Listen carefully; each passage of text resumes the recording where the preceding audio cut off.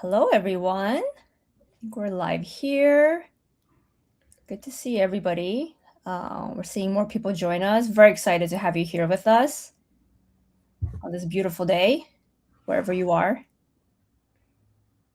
This is a very exciting one for us. I think in 2026, is anyone actually in the office? It's a great question that we're all asking. Are you wondering if people are in the office today? It's a fun question to have here. Give it a couple more seconds here. Hiding from the heat if they're in the office today, I think, Alice, because I'm in Central Europe and it's nearly 40 degrees Celsius, 100 Fahrenheit, so it's probably very hot wherever anyone is who's listening. I have heard people are going to the office more for the AC. Who Makes knew, right? You're like, come to the office for the AC. That makes sense, though. Got to cool down. Yeah, 100%. Got to cool down for sure. All right. I think that's a minute. Let's get started here. All right, everyone. Thank you all for joining us. We're very excited to have you here for our webinar. The question is, anyone actually in the office? A modern guide to occupancy tracking. My name is Alice Tu. I'm the Senior Content Marketing Specialist at SCADA. With me here is Patrick Cassidy. Some of you might recognize him. He's our Manager of Customer Onboarding at SCADA. And I'm sure we're all here because we want to learn more about this very hot topic right now. Hot pun intended, occupancy tracking.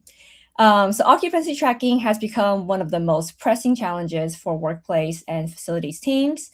So in this session, we want to take you on an honest look at how organizations are approaching occupancy measurement in 2026.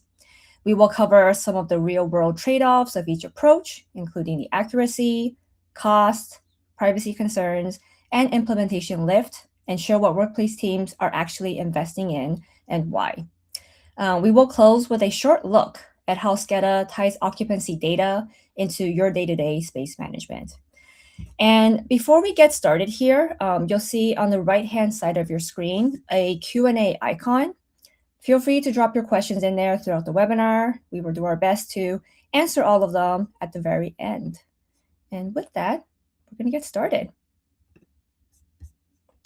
All right. So you've invested in the office, and you want to know if anyone's actually using it. Fair question. 62% of decision makers admit they don't know actually how their space is being used. And that's because in a world of hybrid working, people kind of come in on different days, and that's kind of thrown how office usage up in the air. And we see that the discrepancy is right here, where you might see that on your peak days. So think your Tuesdays, Wednesdays, Thursdays, more people are coming into the office. Globally speaking, on average, the office utilization on those days are already at 80%, which is really, really high. But you might notice that on some of your quieter days, like your Mondays and Fridays, when people are not coming in, you're not seeing as many people. And we see that in the numbers as well.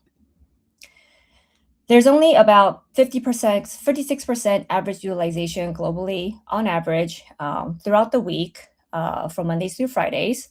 So if you're at 80% on your peak days of office utilization, but only 56% on average throughout the week, you know that there are some days where people are not just coming in as much. You probably already see that, when you go into the office. So modern work has made presence unpredictable. You have your very busy days, your peak days, and you have your quieter days, and we call them your empty days. So on your peak days, you might be seeing problems like having more people than desks, your meeting rooms being booked solid, not having enough parking spaces.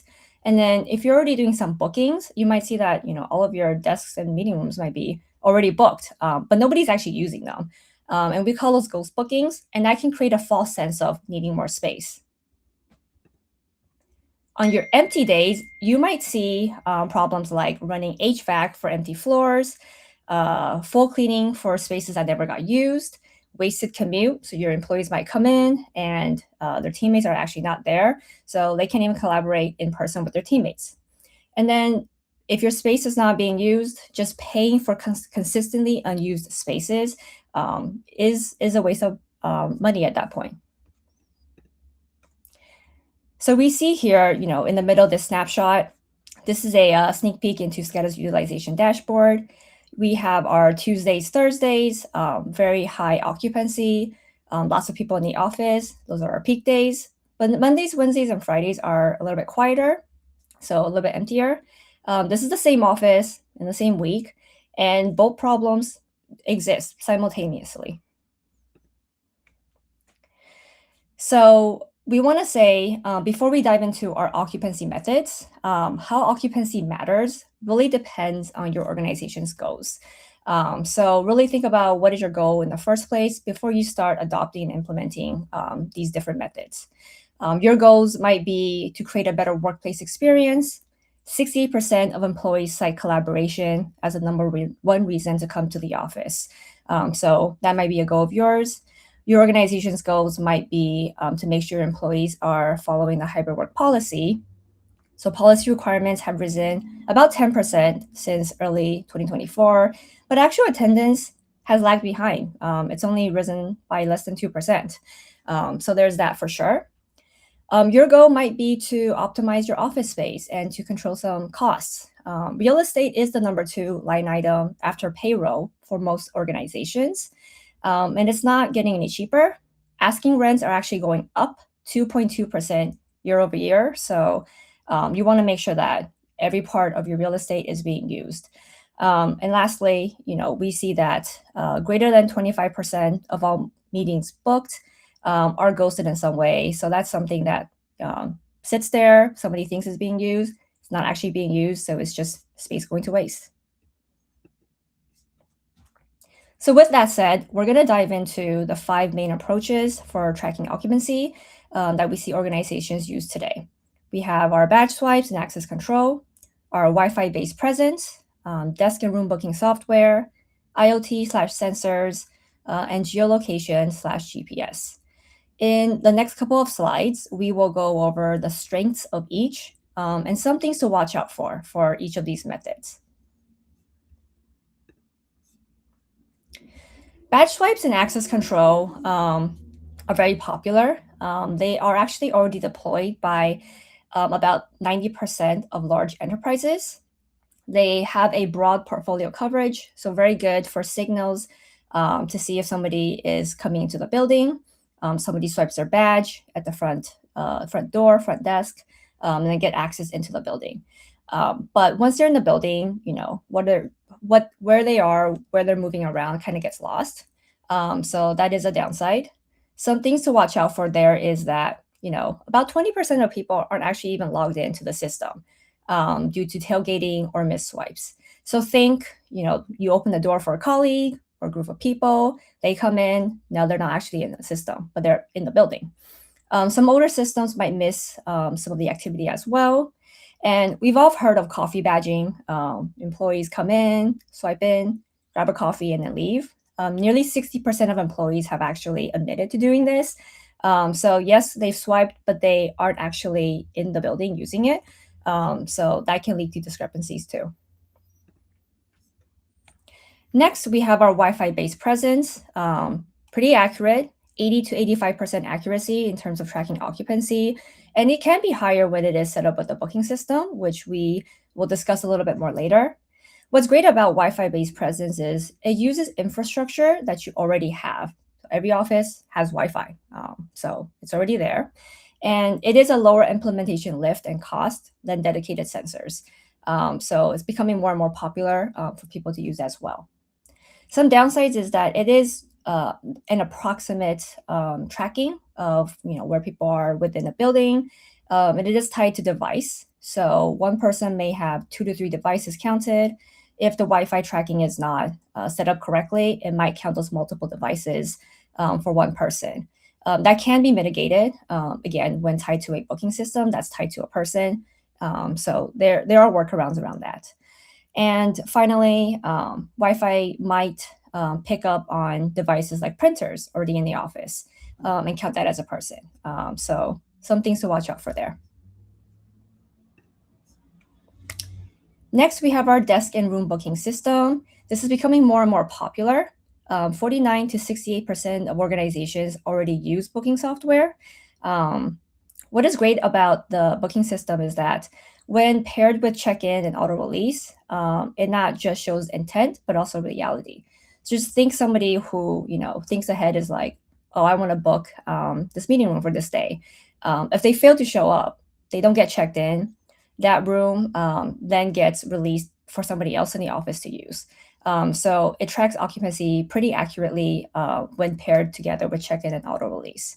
And because it is an action that somebody has to take to book a meeting room or a desk, it does feel more privacy safe. It is opt-in. It's not tracking where people are moving to. It's just tracking, what spaces they have opted into to want to use.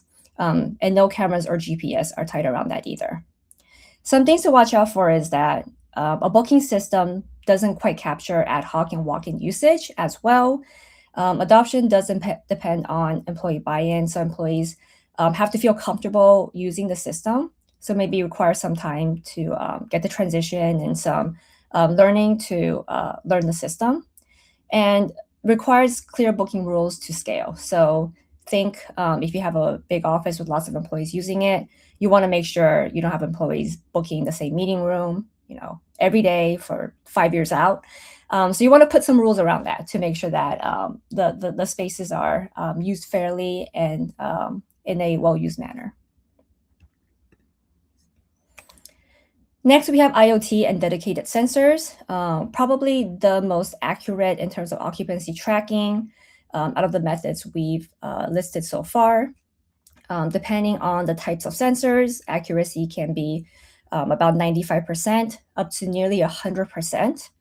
But the reason why people or organizations have not rolled it out as much is that it is very costly. It requires hardware and software.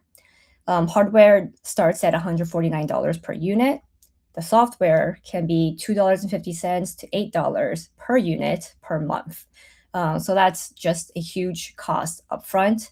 Because of that, 38% of organizations have cited cost as the barrier to expanding. And again, because sensors require hardware you have to put throughout the office, it has a pretty high implementation lift. You need people to go out there, put your sensors throughout the office. That takes energy, that takes time. And if your organization's goal is to see who's actually coming to the office, sensors by themselves doesn't actually tell you who is in the office. It tells you the number of people, where the heat maps are, but they don't tell you who it is. So keep in mind that when thinking about using sensors. And then lastly, we have geolocation / GPS. It does work without on-site infrastructure.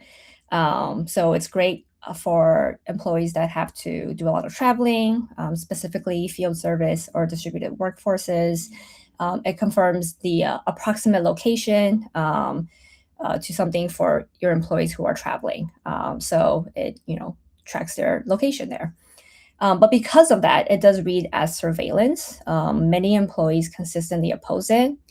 Because of that, there is kind of muddy regulations around how to use GPS tracking. In the United States, there is no federal ban, but every state has their own laws around it. So depending, on where your organization is, you have to figure out what your state's regulation is. Globally speaking, there's GDPR that needs to be followed as well. So a lot of regulations that you have to keep in mind. GPS also only measures proximity, so not exactly space use. So kind of very similar to that Wi-Fi device tracking by itself. So tells you approximate location, but not true intent. So we've gone through the 5 methods. Here is a quick rundown of the 5 methods, accuracy, their cost, implementation, lift. What we want to emphasize is you really want to match the method to your organization's goals. Like we said before, workplace experience, maybe it's hybrid work policy, optimizing your space, trying to control your real estate costs, things to think before you jump in one method. This will be included in this slide deck that will be emailed to you at the end of this webinar. So feel free to use that time to take a closer look at this table.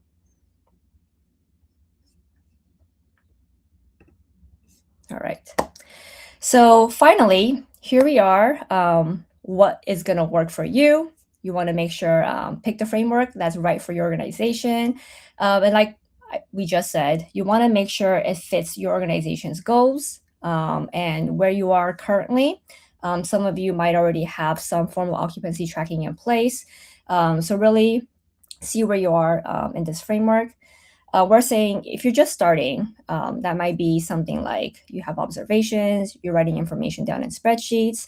At this point, we recommend really adding a booking system with Wi-Fi check-in, because at that point, you give people a way to self-serve to book their spaces. But you also can actually track if they're using that space with the Wi-Fi check-in. So that closes a lot of the ghost booking gaps that without the check-in aspect can be a problem. Now, let's say you have your booking system, you got your check-in, maybe you have badge data attached with that as well. At this point, maybe this is the time you start putting in sensors. So when implementing sensors, we recommend starting with your high-stake zones first, so your meeting rooms, your neighborhoods, before going portfolio-wide, because it is very costly. Because sensors is more accurate in terms of presence, combining the booking with the check-in and the sensors can really give you an accurate reading of the number of people, but also who is using the space, and more information on the intent, like which parts of your offices are more popular and people are choosing that more. And then finally, if you're at the stage, congrats. You got your sensors, your booking, you're maybe using some AI to help with some of your data analysis here. We would say you probably have a lot of data, and they are trustworthy, accurate data you can use. At this point, you want to start using that data to start making decisions. So maybe it's to change up a neighborhood, or making sure that your office is ready for peak days, but also isn't super empty on your quieter days. This is when you can make decisions like that is the correct decision because you've based it on historical data. And as you can see here, the frameworks we picked are more than one methods. The reason being that almost no one is single source anymore. And like we said before, methods, the 5 methods we discussed have their strengths, but also things to watch out for. So when we pair them together, they are able to kind of work with each other to solve for some of those blind spots. And 68% of firms actually have layered 2 or more methods together for their occupancy tracking.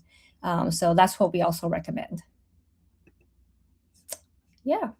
So very excited at this point. I've done a lot of talking. Patrick's done a lot of waiting. So I'm going to pass it over to Patrick now for a quick dive into SCADA's actual platform, so you can see how booking and check-in can work together to help your organization better track your occupancy. So take it away, Patrick. Lovely. Thanks so much, Alice. Yeah, hi, folks. I hope you're all well air-conditioned today. For those of you who currently use SCADA, you'll be very familiar with what you're seeing on the screen right now. This is typically how a venue might look. This is a map of an office. And I just wanted to begin here by showing you there's a couple of different resources on here. We have desks, and then we've got some meeting rooms. And that'll become important when we start to dive into the insights. So this is where people can come in and make a booking. So as Alice said, you may be beginning your journey. You're working with Excel sheets at the moment, or perhaps you don't have a system at all. You want to just capture a way for people to be able to come in and make bookings and be sure that they have a desk. This is where they can do it. After a while, you might want to then analyze, okay, how often are people coming in? So you would open up your insights, and in here you can get a snapshot at any variation of time that you want. So here we have some preloaded last week, last month, for example. It'll give me the entirety of May, and I'll see the utilization. I think some of this is very obvious and clear what it is just from the jump. So the overall utilization of all of the spaces that are on the account So it gives us a number for 29%, the total number of bookings, and the total number of users who've made bookings in that time. And this number beside it denotes what increase or decrease that has been in relation to the time I've selected. So I've been selected an entire month, so that's May. So these numbers were what it was in April, for example. So it's up 20% utilization in April, and so on. Perhaps it was getting warmer in May. People were coming in to use the AC a bit more. Below it, then, we've got some charts and graphs. So you can see by day what's getting used the most. And to Alice's earlier point, typically you're going to see Tuesday to Thursday are going to be the key days of the week that are busy. And then the time of day. So you can decide when you open up your office hours, when people are allowed to book. In this particular case, people are allowed to book from 7 to 7:30, but you can see there's a lot of utilization that doesn't occur after, let's say, 6 p.m. The core hours appear to be 9 to 5. So you can quite quickly and easily get a snapshot and see, okay, we're actually looking at more of a utilization of 66%, 70% at the hotspots of the day. You can also get a duration breakdown of the duration of these bookings. So we can see there's quite a lot of meeting room bookings probably going in because it's falling in the 0 to 2 hour time frame. And then you can also see the top users and spaces. Now, if you have a lot of users in your system, and generally what you're probably going to want to do after you get this snapshot is start to filter, because you may have different departments or you may have different types of spaces. So in the top right-hand corner, you can hit the filter. And here, for example, we could look and just see, okay, I want to see only the desks. And in your settings, you can mark which spaces are desks and get a view. So you can see the utilization goes up a little bit because we're no longer taking into account the meeting rooms, which are shorter increments of time and probably long periods of time in the day when they're not getting booked. Again, we kind of see a similar trend here, Tuesday to Thursday being the busy days. You then may decide, okay, I'm happy that I've seen the desks, but I actually also want to see how frequently are the sales team making bookings. So you can pair this, the desks, the spaces, with people who are tagged as members of the sales team, and then you can see a specific breakdown there. And here we can see that they don't actually, this is the space tag. Let me just pull up okay, here. So for the sales team, we see it's 11% across their spaces. But if we then further filter, so if I remove the sales and I go to meeting rooms, for example, and I apply this filter, I'll then see a different utilization. And again, Monday and Friday, we're seeing less, and it follows the same trend. So here you're always going to be able to see a snapshot of what's happening, and the filters allow you to decide if you want to look at specific teams or you want to look at specific resources that you've set up in the office. And you can always pull a report directly. You can just click on report here and it'll pull up in a printable form, or you can save it as a PDF. And here you'll just get all of that information in that snapshot. So you've got all this data just based on bookings, and you have this check-in rate up here. So you can decide what kind of margin of error or how far in your journey you are in terms of how important it is that the data you have here is 100% correct. And how can you get that closer to being correct? Because somebody could make a booking for next Tuesday and then just not show up, but it would still appear as if the booking had taken place.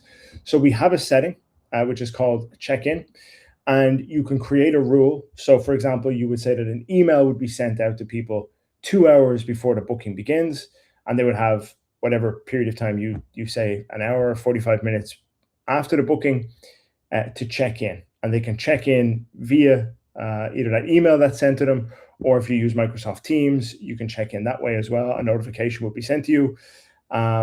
And then that way, if somebody doesn't check in, the likelihood is that they weren't in the office. And then you can be very certain that this data is correct. If, however, you don't want your users to have to do anything on the day, or if you're like, people are forgetting to check in, or they're just not checking in, they're sitting down, you can firm up the way that you gather this data. So you can have a check-in rule, but alternatively and additionally, you can put in your Wi-Fi details, your public IP addresses into SCADA. So when somebody comes into your office physically on the day. So when they come in and they interact with SCADA, it will automatically detect that they're on site and check them in. Another layer on top of that is we have a companion app, and you can push this out to your users at the macro level. So your admin of Google or Microsoft can push this out to everybody's work laptop. They don't have to download this. It will just appear there, and all they would have to do is just sign in one time, and then it will appear in their toolbar at the top, and it will just run in the background. So if somebody comes into the office on any given day, they will be detected and checked in. And then when you look at your list, so here's a list view you have of all the bookings that have taken place in the past. Anybody with this green tick, you can see was seen on site. So you can gather this information by getting them to log into that companion app. They make the booking, and then after they make that booking, they never actually have to interact with SCADA. They just come on site. They'll be detected because they're using their device that has the companion app, and then you'll be able to see that they were seen on site. And because they were seen on site, they'll be checked in. A further amendment that you can just do to this rule is you might be happy with that for desks. You might say, okay, perfect. Someone's booking a desk from 9 to 5. Check them in when they're verified when they come in. But if they make a booking for a meeting room, they shouldn't be automatically checked in because that meeting isn't until 1 p.m. and it's an hour long. So again, they would have to check in for this meeting. They wouldn't be automatically checked in. Instead, you could have a tablet outside that room. This is what it would look like. They come up to the meeting room, and they can check in directly on the device itself. So this booking is about to start in 2 minutes. I can come in. I can just click check in directly. I'm now checked into that meeting. So I physically had to be there to check in. So you can institute two separate ways, even on the same venue, for somebody to check into the same space. Ultimately, all of that feeds back to here, and then it gives you the confidence of, okay, this data I'm looking at, how much room for error is there, or is this 100% correct? If people have to use the companion app and they're checking in via the tablet, the likelihood is it's going to be 99% correct with this information. And you're always going to have a check-in rate here too to see how many people who are making bookings end up actually checking in. Okay, that's sort of the different methods you have to check in and pull all that data in here. And then of course, obviously you can filter it. So with that, Alice, I'll hand it back to you. Awesome. Thank you so much, Patrick. And honestly, all of the data here is very exciting to see. You can see that there is a lot that you can really start seeing, what are your peak days, what are your empty days, and then, week by week historically, what that looks like. And then you can layer on your meeting room usage on top of that too. So very awesome to see that. We do have some questions here. So I'm going to go through our Q&A, and if you have questions that come up, feel free to drop them in as well. We have a question, and this one, Patrick, maybe I'll defer this one to you. Is the map view the only available view? Is there options for a list? There is indeed, yeah. And let me just actually demonstrate that instead. It'll be easier. So you've got here, the map view will be sort of the default if you choose to go with a map. But you have a day view here as well. And you can have a list, sort of like a calendar, if you will. And here you can see all of the upcoming bookings, and people can book from this directly as well. So this is an additional, there's a few others. I may as well toggle through them. You have a month view with kind of an overview. You'll be familiar with this if anyone uses like Google or Microsoft Calendar. A grid, again, sort of going more weekly. And then there's obviously the list and the map as well. Cool. And to add on to that, how would that look like on an iPad outside the room? Can users book from the iPad? For meeting rooms? Yes. I assume yes. Yes. So this is the tablet view here. So if you walk up outside of a room, the reason why it's red here is because there's currently an ongoing booking. So I can't book it right now. But if it were free, I would have the ability to just click book now, and I could directly use the room. Alternatively, I can pull out my phone. We have an app. You can scan this QR code, and then you could book for later as well. Perfect. Awesome. I know we are almost at time, but we do have a few more questions here. So let's see if we can get through them. we have, if you have people that come in and then don't reserve a desk on SCADA, or check in, how is this reflected in the data? Well, there's a number of ways you could kind of get people to book. If they walk in, you can have QR codes on any space that you have, and they can just pull out their phone and book quickly and easily. That way, for meeting rooms, obviously they can use the tablet, or they can book directly on their phone app or on their laptop for whatever space they want to sit down at. Yeah, exactly. So lots of different ways to book us to reserve a desk or a meeting room. Question about the companion app here. Will it be possible in the near future to detect the presence based on the SSID instead of the IP? For now, we're just using the IP. I won't incur the wrath of our engineers by suggesting anything else for now. But no, it's off the IP addresses for now. Thank you. One more. Let's take one more question. We have employees and students who share the rooms. Do both types of employees must book from SCADA? So I think the question is, can employees and students, or students have to book? Do employees also have to book? Can we change the rules for that? Change the rules for different members of the team? Yes, exactly. Totally, yeah. So it's completely customizable for each individual set of spaces. So if you wanted sales only to be able to book here, you could set that as a rule. And if it was managers only here, sorry, I'm not sharing my screen anymore, but for different sets of desks, definitely, yes. Awesome. Okay. Any more questions? These are great questions. Thank you, everyone. And thank you, Patrick.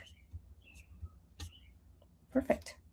Okay. Yeah, Yale, I think, followed up. Yeah, so if you have, let's say, meeting room 1, Yale, in Google Calendar, you can connect it with SCADA. So we could create a resource in SCADA called meeting room 1 as well, connect them, and when a booking is made, it would sync either way. So if you book in Google or you book in SCADA, it's going to sync with the other one. Perfect. Thank you. Right. Well, thank you, everyone. Great questions today. Thank you all for joining us. Thank you, Patrick, so much as well. Before we wrap up here, there's 2 things I want to remind everybody. First, you will get this webinar deck in an email following this webinar.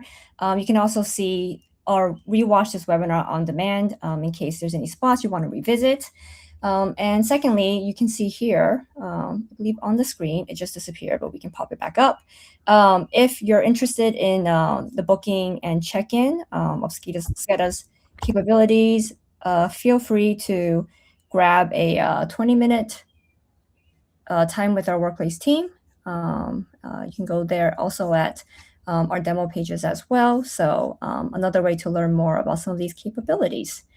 And with that, thank you all for spending your time with us today. Thank you, Patrick, as well, for your insight. And everybody, have a great rest of your day. Thanks, folks. All the best.